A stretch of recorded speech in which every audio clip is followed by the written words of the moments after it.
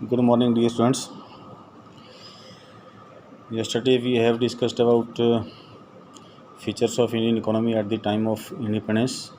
What was the situation of our exports and imports? Today we will discuss about features of agriculture sector at the time of independence. What was the feature of agriculture sector? What was the condition of agriculture sector? Agriculture sector on the eve of independence. As you know about situation of agriculture sector at the time of independence, our agriculture sector was very backward and productivity was very low. This table shows the situation 1947 और 2018 19 को compare करें तो आप देख सकते हैं कि wheat की प्रोडक्शन 1947 में 660 थी, 2018-19 में 3408 थी। तो आप जज कर सकते हैं कि पहले 1947 या 1947 से पहले हमारी प्रोडक्टिविटी काफ़ी लो थी, एग्रीकल्चर प्रोडक्शन काफ़ी लो था। ठीक है, एग्रीकल्चर प्रोडक्शन और प्रोडक्टिविटी काफ़ी लो थी आज के कंपैरेटिवली। इसका मीनिंग यही है कि पहले हमारे पास जो है ओल्ड टेक्निक्स थी, ओल्ड सीड्स थे, हाई यील्डिंग वैरायटी सीड्स नहीं थी और इरिगेशन फैसिलिटीज़ नहीं थी। हाई डिग्री ऑफ अनसर्टेनिटी का मीनिंग क्या है कि agriculture showed a high degree of uncertainty in terms of farm output because it was excessively depends upon rainfall। अभी हमारे पास परमानेंट मीन्स ऑफ दो टाइप के जो है मीन्स हैं इरिगेशन के, एक नेचुरल और एक परमानेंट। तो परमानेंट मीन्स ऑफ इरिगेशन उस टाइम पे जो है ना के बराबर थे। परमानेंट मीन्स ऑफ इरिगेशन में हम ट्यूबवेल्स ले सकते हैं, वेल्स ले सकते हैं, कैनाल्स ले सकते हैं। हम उस टाइम पे रेनफॉल पे डिपेंड थे। Eight the time of British rule agriculture was Gamble of monsoon because monsoon is itself uncertain. जिस साल मानसून अच्छी होती, फसल अच्छी होती, अदरवाइज़ ड्राउट की सिचुएशन होती, प्रोडक्शन ना के बराबर होती। तो अनसर्टेनिटी को फेस करते थे।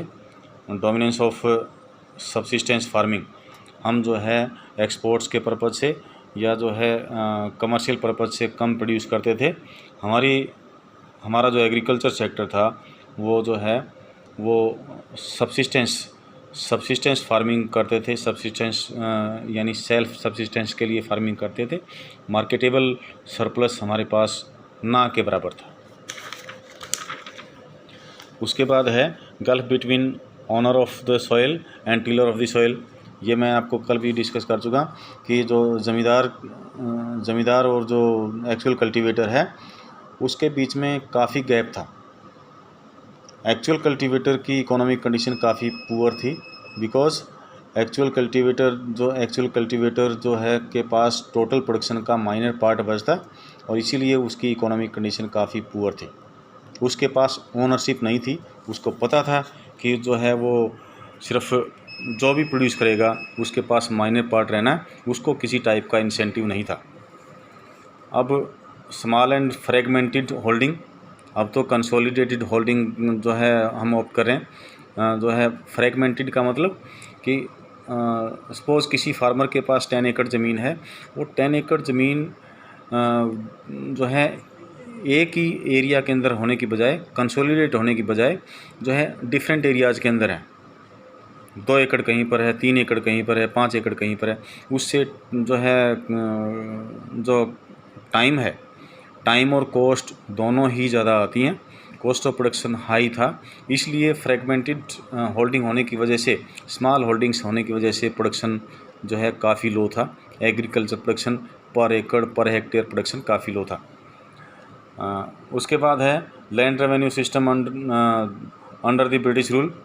अंडरस्टूड है कि जो लैंड रेवेन्यू सिस्टम था वो काफ़ी फॉल्टी था कि ज़मींदार को जो है ब्रिटिशियर्स ने ज़मींदार को ज़मींदार को ज़मीन दी, ज़मींदार को ओनरशिप दी, ज़मींदार ने आगे जो है हायर रेंट पे एक्चुअल कल्टीवेटर को दे दी, एक्चुअल कल्टीवेटर ने सब टीनेंट को दे दी। तो हमारा जो टैरिफ पॉलिसी थी, हमारी जो एग्रीकल्चरल जो रेंट पॉलिसी थी वो काफ़ी फॉल्टी थी। लास्टली जो है इस रेंट को किसको सफ़र करना पड़ता? एक्चुअल कल्टीवेटर को। So that's economic condition of actual cultivator was very poor, was very backward. अब एक सिचुएशन और है कि ours farmers at the time of British rule farmers were compelled to produce only 2 commercial crops. अगर एक बात देखें कि हमारी फार्मर्स को या कहें कि फार्मिंग को का कमर्शलाइजेशन अगर किसी ने किया तो ब्रिटिशियर्स ने किया, लेकिन जो है उस टाइम पे ब्रिटिशियर्स ने फार्मर्स को कंपेल किया। किस लिए? Farmers were compelled to produce only 2 commercial crops, jute and cotton, which were raw material for British industries, जो ब्रिटिश इंडस्ट्रीज़ के लिए रॉ मटेरियल का काम करते थे। फार्मर्स अपनी मर्ज़ी से कोई क्रॉप प्रोड्यूस नहीं कर सकते थे। अब इसीलिए जो है हमारी एक ब्रीफली हम डिस्कस कर सकते हैं कि हमारी जो एग्रीकल्चर सेक्टर था, एग्रीकल्चर सेक्टर की प्रोडक्शन काफ़ी लो थी और अनसर्टेनिटीज़ थी और सब्सिस्टेंस फार्मिंग की डोमिनेंसी थी और जो है स्मॉल और फ्रेगमेंटेड होल्डिंग्स की वजह से हमारी एग्रीकल्चर सेक्टर काफ़ी बैकवर्ड था। और जो है जो एक्चुअल कल्टीवेटर यानी कि ओनर ऑफ द सॉइल और टिलर ऑफ द सॉइल दोनों के बीच में काफ़ी गैप था, यानी ज़मींदार और एक्चुअल कल्टीवेटर के बीच में काफ़ी गैप था। अब बात आती है कि इंडस्ट्रियल सेक्टर की फीचर्स क्या थी? इंडस्ट्रियल सेक्टर बैकवर्ड था या फिर जो इम्प्रूव्ड था? इंडस्ट्रियल सेक्टर भी हमारा Indian economy point of view से देखें तो हमारे यहाँ पर बेसिक इंडस्ट्रीज़ की लैकनेस थी। सिर्फ 2 ही बेसिक इंडस्ट्री थी, Tata iron and steel industries, और उन्होंने इंडस्ट्रीज़ यहाँ पर इस्टेब्लिश की भी तो वो जो है अपने पर्पज़ से की, सेल्फ पर्पज़ से की। इंटरेस्ट उनका सेल्फ इंटरेस्ट था, पब्लिक इंटरेस्ट नहीं था। और जो ब्रिटिश इंडस्ट्रीज़ थी उनमें जो है इंडियन वर्कर्स, इंडियन हैंडीक्राफ्ट्स काम नहीं कर सकते थे। जो प्रॉफिट भी ब्रिटिशियर्स का था और एम्प्लॉयमेंट भी जो है हमारे यहाँ की वर्किंग पॉपुलेशन को एम्प्लॉयमेंट भी नहीं दिया गया। ठीक है, तो डिस्क्रिमिनेटरी टैरिफ पॉलिसी का मतलब क्या है कि जो इंडिया में प्रोड्यूस होता है, जिस तरह की जूट और कॉटन जो है रॉ मटेरियल के रूप में वो एक्सपोर्ट करते थे।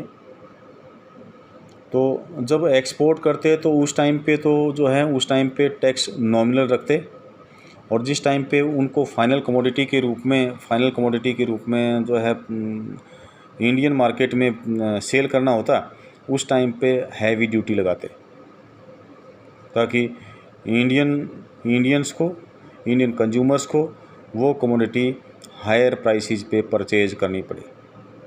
और उसकी जो अर्निंग है, हैवी टैक्स बर्डन की जो अर्निंग होती है, इनकम होती है, वो ब्रिटिशियर्स के खाते में जाती है।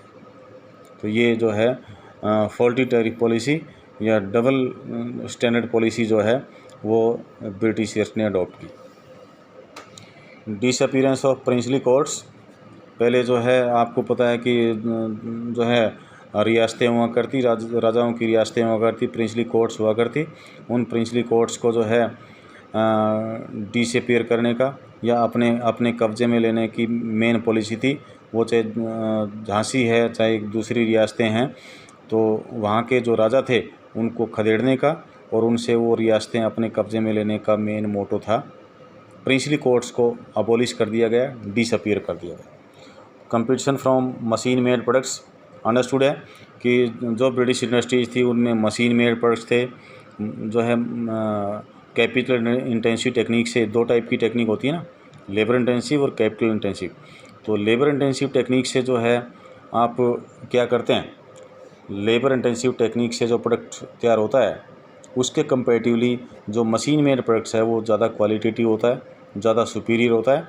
इसलिए जो है हमारे हैंडीक्राफ्ट्स ने जो प्रोडक्ट्स तैयार किए वो मार्केट में नहीं ठहर पाए, मार्केट में उनकी डिमांड कम हो गई और हैंडीक्राफ्ट्स, हमारा हैंडीक्राफ्ट्स जो पूरे वर्ल्ड में पहचान थी ब्रिटिश रूल से पहले, जो है वो उनकी आइडेंटिफिकेशन ख़त्म हो गई, वो बेरोज़गार हो गए।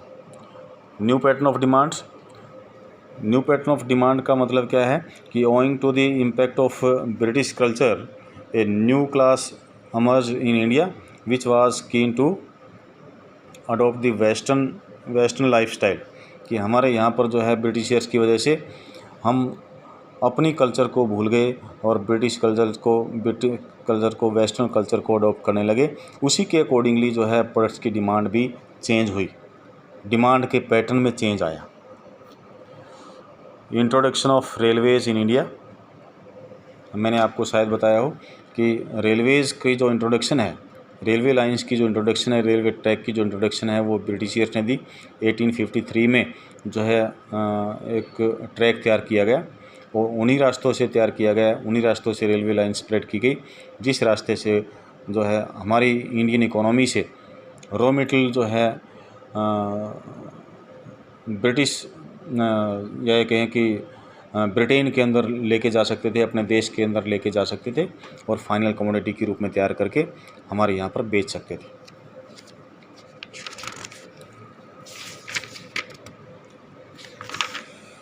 That's all for today.